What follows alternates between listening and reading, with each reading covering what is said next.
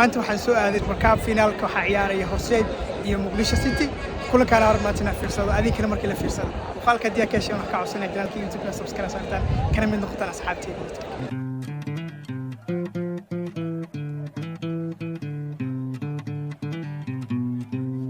عسرنا ضنا حكين وعصبي سفر حدين عسرت مساعين سانكونا أقول إستو عساري وعلنكين سوماليا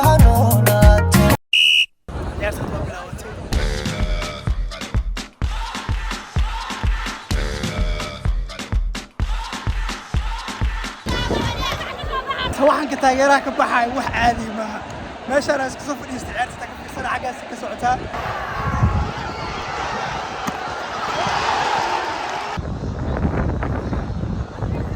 ciyaarta hadda waxay maraysaa hal ever Horseed ku marmartay kaambida loo dhaw yahay saaxiib ciyaarta waxay ugu baad sanad doonaa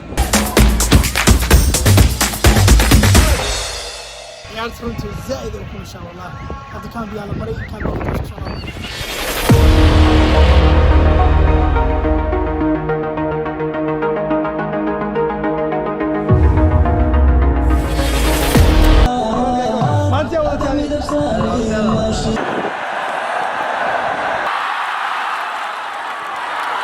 taageerayaasha wax ka muuqdo iyo sawaxankooda caadi ma aha hadda ciyaartu socdaala garoonka waxa soo galay eega soo la qabanaya ciyaarta dhan waa loo joojiyay ugu dambeyn eega wala bixiye hadda ciyaarta loo soo bilaabanaysa marka waa ku faraxsanahay maanta ciyaarta meesha ka dhaxdaawanaa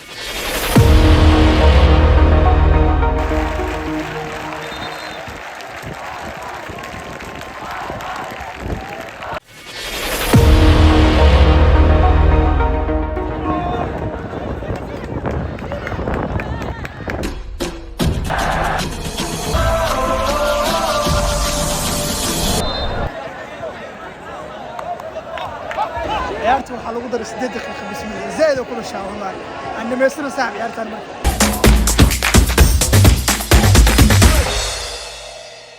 quruxda ka muuqata garoonka dadkii soo xaadiray intaas la ekaa runtii ciyaar qurux badan meesha ku taabanay